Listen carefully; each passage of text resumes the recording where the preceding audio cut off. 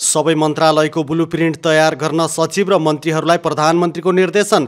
कर्मचारीलाई स्थायी सरकार भएको बताउँदै ज्ञानसिप र अनुभवको प्रयोग गर्दै कर्तव्य र उत्तरदायित्व पालनामा खरो उत्रन आग्रह। जेनजी आन्दोलनमा भएको दमन र भोलिपल्टको आगजनीबारे जाँचबुझ गर्न गठन भएको आयोगले नक्कु कारागारमा पुगेर राष्ट्रिय स्वतन्त्र पार्टीका सभापति एवं पूर्व गृहमन्त्री रवि लामिछानेसँग सोधपुछ गर्यो। आयोगले नक्कु कारागारको निरीक्षण गर्नुका साथै कैदी बन्दीहरूसँग पनि गर्यो सोधपुछ।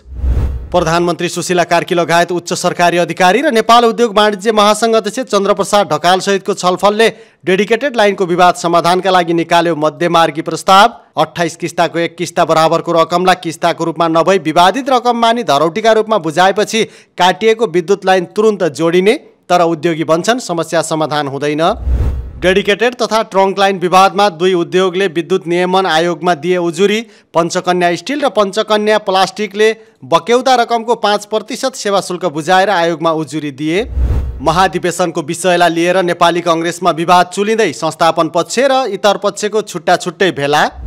एमाले निर्वाचनबाट भाग्ने पार्टी नभएको नेकपा एमालेका महासचिव शङ्कर पोखरेलको भनाई। मङ्सिर 27 इतिहासकै ठुलो जनसभा गर्ने घोषणा। मोबाइल बिना बाँच्न नसक्ने युवाहरूलाई गलत तत्त्वले भड्काएको आरोप। डिभिजन वन कार्यालय भोजपुरमा कार्यरत दानबहादुर श्रेष्ठ विरुद्ध झन्डै 1.5 करोडको भ्रष्टाचार मुद्दा दायर।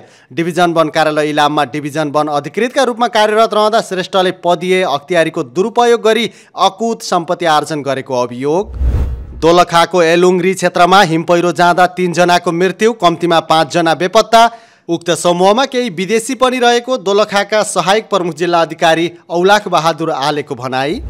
राष्ट्रपति रामचन्द्र पौडेल सामाजिक विकासका लागि दोस्रो विश्व शिखर सम्मेलनमा भाग लिन कतारको राजधानी दोहामा। राष्ट्रपति पौडेलले कार्तिक 18 गते शिखर सम्मेलनको मुख्य सत्रलाई सम्बोधन गर्ने कार्यक्रम। ठेक्का प्रक्रियामा भएको ढिलाइका कारण नयाँ नेपाली राहदानीका लागि समस्या पर्ने। सरकारको लापरवाही र राहदानीको मौजात सकिँदै गएका कारण दैनिक 1000 थान राहदानी वितरण गरिने, अत्यावश्यकलाई मात्र आवेदन दिन आग्रह। सांसदहरूसँगै प्रतिनिधि सभाका उपसभामुख र राष्ट्रिय सभाका उपाध्यक्षको स्वकीय सुविधा पनि खोसियो। सङ्घीय संसदका पदाधिकारी तथा सदस्यहरूको पारिश्रमिक र सुविधा सम्बन्धी ऐन 2073 को अनुसूची 2 को क्रम सङ्ख्या 2 र 3 मा सरकारले गर्यो हेरफेर। पार्टी एकता गर्ने निर्णय लिएका नेकपा माओवादी केन्द्र र नेकपा एकीकृत समाजवादीका 3 शीर्ष नेताहरू छलफलमा। माओवादी अध्यक्ष पुष्पकमल दाहाल प्रचण्ड, वरिष्ठ उपाध्यक्ष नारायण काजी श्रेष्ठ र नेकपा एकीकृत समाजवादीका अध्यक्ष माधव कुमार नेपाल पार्टी एकताको सहमति पश्चात थप महत्त्वपूर्ण छलफलमा जुटेको भनाई।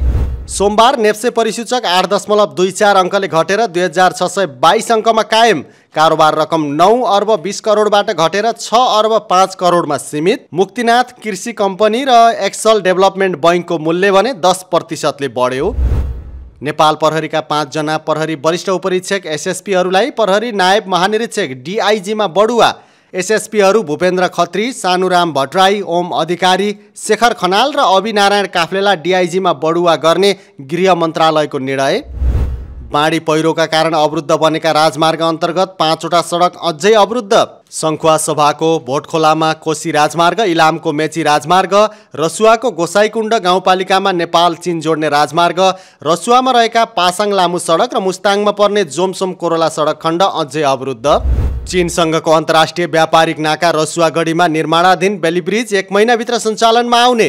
1 महिनाभित्र पुल निर्माण सम्पन्न हुने र पुनः बैठक बसी सञ्चालन मिति तय गरिने रसुवाका प्रमुख जिल्ला अधिकारी राजेश पन्थीको भनाई।